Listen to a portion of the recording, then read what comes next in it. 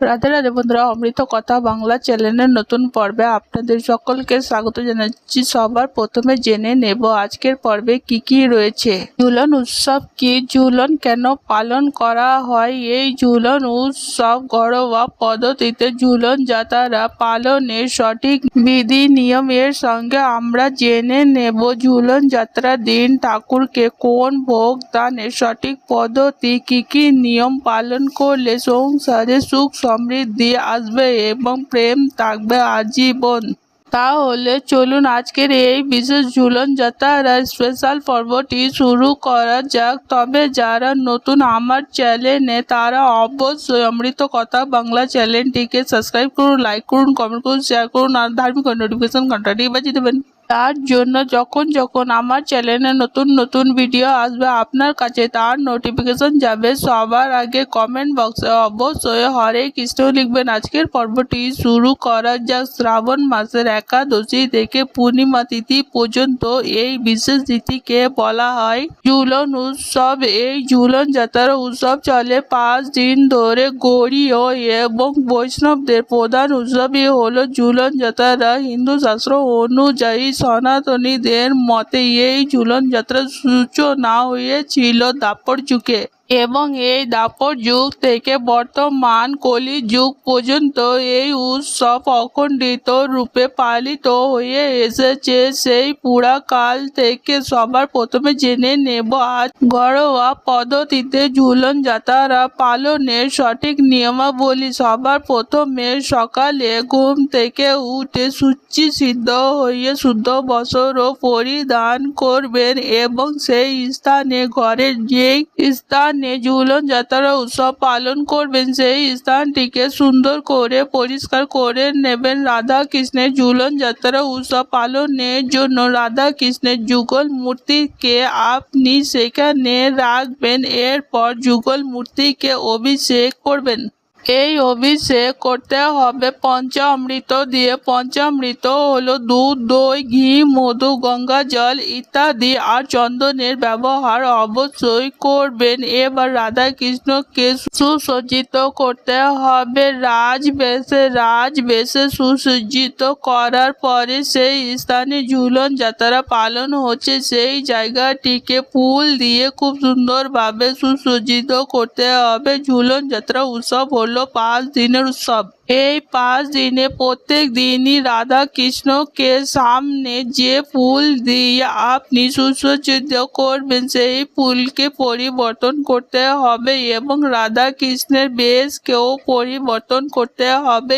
এই 5 দিন ঝুলন যাত্রা পালনের জন্য যে বিশেষ দোলনার ব্যবহার করতে হবে সেই দোলনাটি অবশ্যই তৈরি করতে হবে অথবা পিতল দিয়ে। রাধা কৃষ্ণের ঝুলন উৎসবে যে দোলনার কথা বলা হয়েছে সেই দোলনা কোন দিকে থেকে কোন দিকে আপনি দোলাবেন শাস্ত্র মতে বলা হয়েছে পূর্ব দিক থেকে পশ্চিমের দিকে দোলনাটিকে দোলানো হয়। এই রাধা কৃষ্ণের ঝুলন যাত্রা উৎসবের দিন অবশ্যই আপনাকে খেয়াল রাখতে হবে রাধা ও কৃষ্ণের পোশাকের রং নির্বাচনের ক্ষেত্রে। রাধা ও কৃষ্ণের পোশাকের রং যেন তাদের প্রিয় রংগুলি হয়, যেমন নীল, হলুদ, সবুজ, গোলাপি ইত্যাদি রঙের পোশাক অবশ্যই আপনাকে এই ঝুলন যাত্রার 5 দিন রাখতে হবে।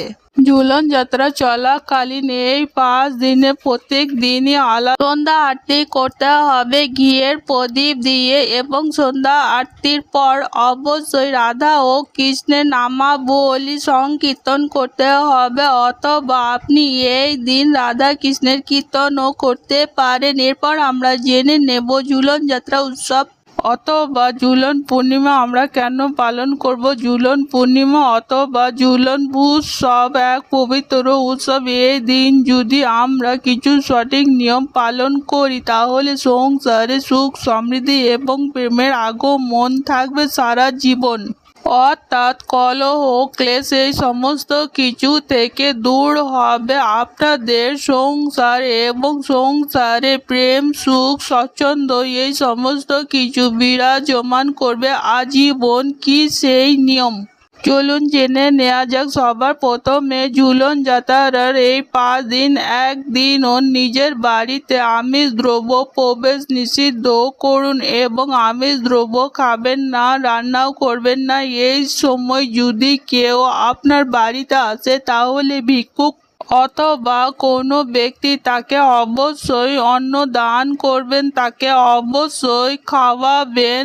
আর ভিক্ষুক হলে তাকে অবশ্যই জল আর আপনার সাধ্য মতো অন্ন অবশ্যই দান করুন। এই ঝুলন যাত্রা 5 দিন বাড়িতে কোনো রকমের কোনো কলহ কিংবা কোনো রকম ঝগড়া বিবাদ যেন না হয়। মনের ভক্তি ভরে যদি পালন করেন এই ঝুলন উৎসব তাহলে অবশ্যই আপনাদের জীবনে সমস্ত রকমের দুর্ভোগ এবং সমস্ত রকমের ক্লেশ নাশ হবে। স্বয়ং শ্রী রাধা এবং শ্রীকৃষ্ণের কৃপায় আপনার সম্পর্ক থাকবে সুমধুর, অটুট বন্ধনে আবদ্ধ হবে। এই ধরা দামে সমস্ত রকমের বাধা বিঘ্ন দূর হবে। সুখ এবং সমৃদ্ধি পাবে আপনার জীবনে। এরপর আমরা জেনে নেব সঠিক ভোগ দানের পদ্ধতি। এই 5 দিন ঝুলন উৎসবের কিন্তু আপনাকে খেয়াল রাখতে হবে। আপনাকে রাধা এবং কৃষ্ণের প্রিয় জিনিসগুলি ভোগ হিসাবে প্রদান করতে হবে ঠাকুরের সামনে। এই 5 দিন আপনি নিজের সাধ্য মতো নৈবেদ্য সাজাবেন, প্রসাদ তৈরি করবেন, সমস্ত কিছুই প্রদান করবেন ঠাকুরের সামনে ভক্তি ভরে। এবং আপনি চাইলে শ্রীকৃষ্ণ এবং রাধা রানীর প্রিয় জিনিসগুলো অবশ্যই রাখবেন, যেমন পায়েস, চালের বড়া, তার সাথে রস বড়া, আরও নানা উপাদান। ভোগ প্রদানের পরে অবশ্যই তুলসী পত্রও প্রদান করবেন। প্রত্যেক দিনই অবশ্যই শ্রীমদ্ ভগবদ গীতা অবশ্যই পাঠ অথবা শ্রবণ করবেন। আজকের পর্ব এখানেই সমাপ্ত হলো। অমৃত কথা বাংলা চ্যানেলের সঙ্গে থাকার জন্য আপনাদের অনেক অনেক ধন্যবাদ। রাধে রাধে।